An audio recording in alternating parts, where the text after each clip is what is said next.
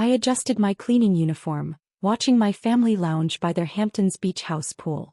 For 2 weeks, I'd maintain my cover as their temporary housekeeper, observing their reactions to my financial troubles, while my superyacht anchored just over the horizon. "Anna," my mother called using my fake name, "the pool needs scrubbing again. And do try to be thorough this time." I hid my smile as I grabbed the pool brush.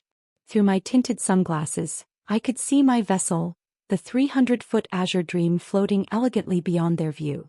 "At least she found suitable work," my sister Patricia remarked, adjusting her designer swimsuit. "After that embarrassing investment scheme failed." If they only knew that my failed investment had built one of the world's most successful luxury yacht companies. My newest design was revolutionizing the industry. "The deck chairs need straightening too," my father added without looking up from his newspaper. "The help these days simply doesn't understand proper standards." I kept my expression neutral, remembering their mockery when I'd left my prestigious banking job to start my marine engineering company. They'd called it foolish. I called it visionary. My phone buzzed silently, another update from my captain about tomorrow's reveal. Everything was proceeding perfectly. "Remember when she wanted to design boats?" Patricia laughed to her friends. As if anyone would trust her with serious maritime engineering. My phone vibrated again. "Crew ready. Yacht in position." Through my sunglasses I watched the Azure Dream's sleek profile catch the morning light. Tomorrow they'd learn exactly what their housekeeper had engineered. "Such a shame," my mother sighed to her social circle. "We tried to guide her toward respectable pursuits, but she insisted on this nautical nonsense." I smiled slightly, scrubbing the pool's edge. My nautical nonsense had just redefined luxury maritime design. Miguel, my head of operations, appeared at the gate in a maintenance uniform. He was the only one who knew my true identity here. "Everything's prepared," he whispered as I took his cleaning supplies. "The crew awaits your signal." "Perfect," I replied quietly, watching my family bask in their presumed superiority. My phone lit up with another message. "Media boats in position offshore. All channels confirmed for tomorrow." I adjusted my uniform one last time. In less than 24 hours, they'd learned that their pool cleaner had engineered the most advanced superyacht in the world. The sun began to set, casting golden light across the water and silhouetting my yacht's elegant profile. My family had moved inside for their evening cocktails, still issuing orders for their housekeeper to handle. "Anna," my father called, "prepare the deck for dinner. And make sure you polish the railings properly this time." As I wiped down their modest deck furniture, my phone buzzed again. Yacht spotters reporting online. Speculation about Azure Dream's presence growing. "Such a waste," I heard my mother tell her dinner guests. "She could have had a real career in banking, but instead, I built something extraordinary," I whispered, watching my masterpiece float gracefully on the horizon. The evening wore on, each family member making sure to remind me of my station. Patricia even left me a condescending tip. "For your boat dreams," she smirked. If she only knew that her tip wouldn't cover even a minute of fuel for the Azure Dream. As twilight deepened, the yacht's subtle lighting system activated, creating an ethereal glow just visible from shore. A few guests pointed out to sea, wondering about the mysterious vessel. "Probably some tech billionaire," my father remarked dismissively. "New money, no taste." Miguel appeared one final time, tablet displaying tomorrow's sequence of events. "Should we illuminate her fully?" he asked quietly. "Give them a preview?" "No," I smiled, folding the last of their dinner napkins. "Let them sleep tonight thinking they know exactly who I am and what I'm worth." The next morning I stood at the bow of the Azure Dream as we glided closer to shore. The yacht's revolutionary design, all clean lines and elegant innovation, drew gasps from the gathering crowd on the beach.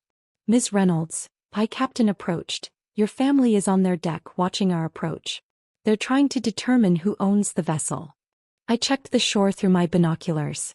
My family stood clustered on their beach house deck, all pretense of breakfast forgotten as they stared at the approaching superyacht. "Begin docking sequence," I ordered, removing my housekeeper's uniform to reveal tailored sailing attire. "Let's show them what their cleaning lady built." The Azure Dream's innovative propulsion system hummed silently as we maneuvered into position, our shadow falling across their modest dock.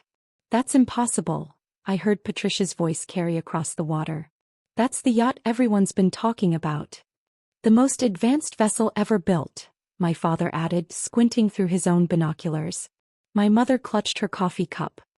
"But where's Anna? She needs to clean the breakfast dishes."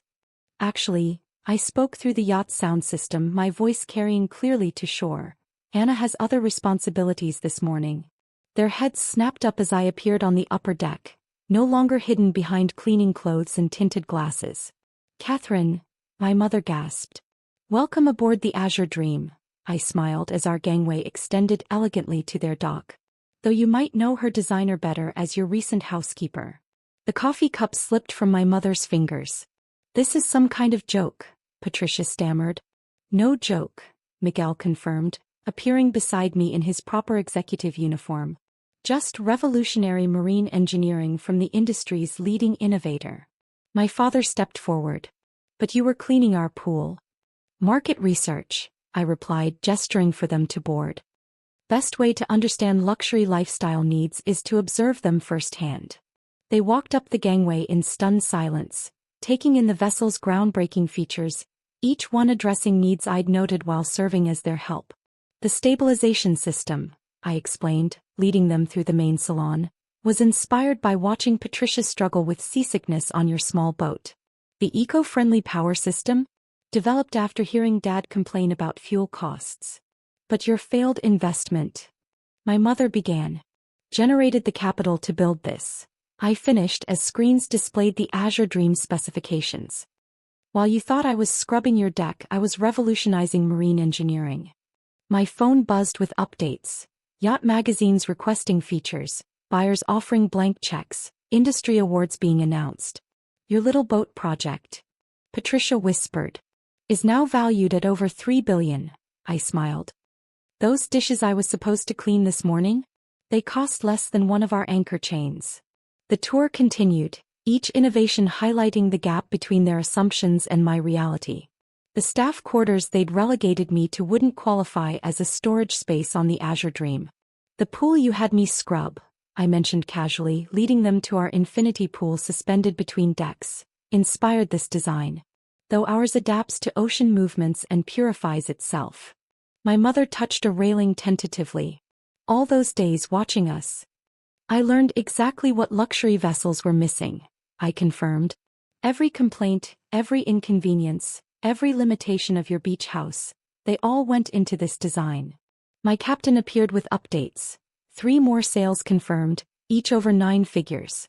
"Now," I straightened my designer sailing jacket, "would you like to see where your housekeeper really lives?"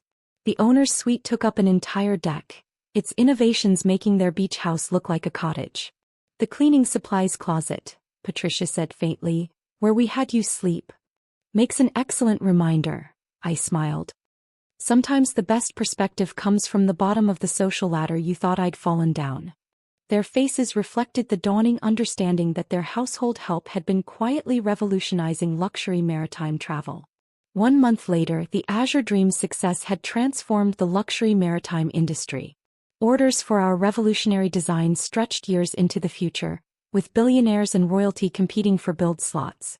I sat in my yacht study, reviewing designs for our next innovation while anchored within view of my family's beach house.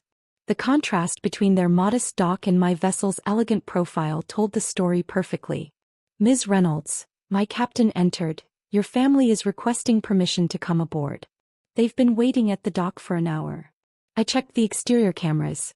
They stood clustered at the edge of their property, looking up at the yacht that had redefined maritime luxury, and their understanding of their failed daughter. "Let them wait another 15 minutes, I said, approving plans for our next revolutionary feature. They taught me plenty about waiting while I cleaned their house. When they were finally brought aboard, they found me in the main salon, discussing sustainable maritime technology with my engineering team. "Catherine," my mother started, then stopped, taking in the space that made their beach house look like a cabin. "Please sit," I gestured to the custom-designed furniture. "Though you might want to check the seats first, unlike your deck chairs, these are actually clean." They perched uncertainly on the edges, surrounded by the luxury their housekeeper had engineered. The Hamptons magazine profile. Patricia began. From housekeeper to maritime mogul. I smiled. An interesting perspective, though they missed some details about my market research methodology. My father cleared his throat. Your company's valuation. Past $5 billion this morning, I confirmed, pulling up the data on our floating holographic displays. It turns out understanding luxury from both sides, service and engineering, creates quite a valuable perspective. My phone buzzed with updates. Another Royal Commission, another industry award, another revolutionary patent approved. The beach house cleaning position, my mother said carefully, has been filled by an actual housekeeper, I replied, though I did enjoy my time studying the limitations of shoreside luxury. My captain appeared with more reports. The Saudi royal family's custom build is ready for review. And Forbes wants to feature you as Maritime Innovator of the Year. Schedule both, I nodded. And please show my family what we've done with traditional crew quarters. Their faces fell as they saw how even our staff accommodations surpassed their beach house amenities. All those days, Patricia whispered, watching you clean. I was learning, I confirmed. Every complaint about your boats, every limitation of your property, every dismissive comment about maritime engineering, they all became design solutions. The screens around us displayed the Azure Dream's impact, our innovations reshaping luxury vessels, our technology advancing maritime sustainability, our design philosophy influencing global architecture. The cleaning uniform, my mother said softly, hangs in my office, I replied, next to our patents and awards. Sometimes the best designs come from understanding both sides of luxury living. My phone lit up again. Reynolds Maritime Group redefines luxury industry giants follow revolutionary lead. We never saw. My father began. You saw what you expected to see, I finished. A failure cleaning your pool instead of a visionary studying your needs.